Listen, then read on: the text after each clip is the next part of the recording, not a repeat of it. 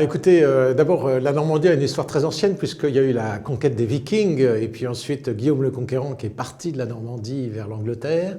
Donc les guerres existent en Normandie depuis des temps immémoriaux et puis évidemment le débarquement de Normandie pendant la dernière guerre mondiale.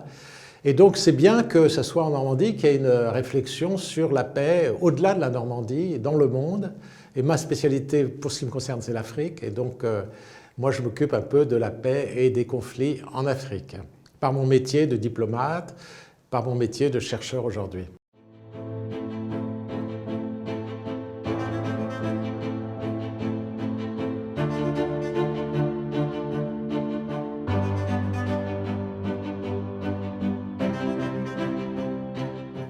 Alors, il faut d'abord rappeler que en fait, la paix, elle a progressé en Afrique parce que, par exemple, la plupart des États côtiers étaient en guerre au moment de la guerre froide. Quand il y avait un affrontement Est-Ouest, il y avait beaucoup plus d'instabilité en Afrique. On est rentré dans une période de paix et à partir de 2012-2010, il y a eu un nouveau phénomène qui est le développement du djihadisme qui s'est développé en Afrique. Et tout récemment, on a vu cette épidémie de coups d'État et de conflits à la fois avec des djihadistes et des séparatistes.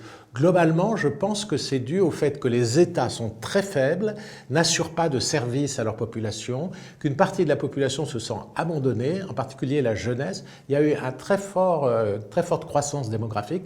Beaucoup de jeunes sont sans avenir, sans perspective, et ils se rebellent. Alors ça fait des conflits internes, des guerres civiles. Certains rejoignent le camp des djihadistes, d'autres soutiennent les putschs militaires, et souhaitent, plutôt que la démocratie, temporairement, ils souhaitent une dictature militaire. Et ces dictatures militaires, ce n'est pas des régimes qui ont envie de négocier, en fait. Ce sont des régimes qui veulent résoudre les conflits et les troubles par des affrontements militaires, par la guerre. Et on est dans une situation transitoire. J'espère qu'au bout d'un moment, la paix va se rétablir, soit par la négociation, soit par d'autres formes d'apaisement.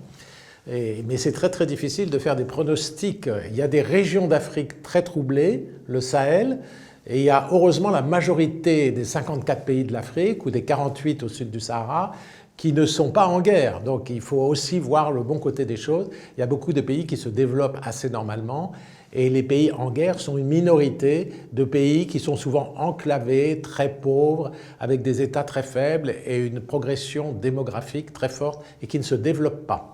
La paix est beaucoup liée à la présence de l'État et au développement économique.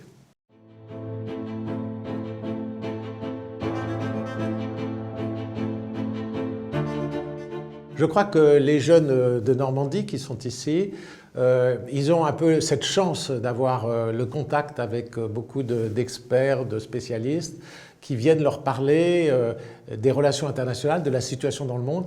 Il est assez difficile pour tout Français de comprendre le monde tel qu'il est aujourd'hui avec toutes ces guerres, ces troubles, ces changements, ces bouleversements. Et le forum de Caen, le forum pour la paix Normandie, est une belle occasion de s'informer. Moi, le message que je dirais aux jeunes, c'est ouvrez-vous à l'information internationale, évitez d'avoir des idées trop simples sur la guerre, la paix, le développement, les relations internationales. Par exemple, l'Afrique, ça n'existe pas, c'est un continent, il y a 54 pays avec autant de situations différentes. Il y a des pays qui marchent bien, d'autres qui ont des difficultés. Donc il faut toujours s'informer, essayer de comprendre, essayer d'approfondir et éviter les idées trop simples sur un monde compliqué.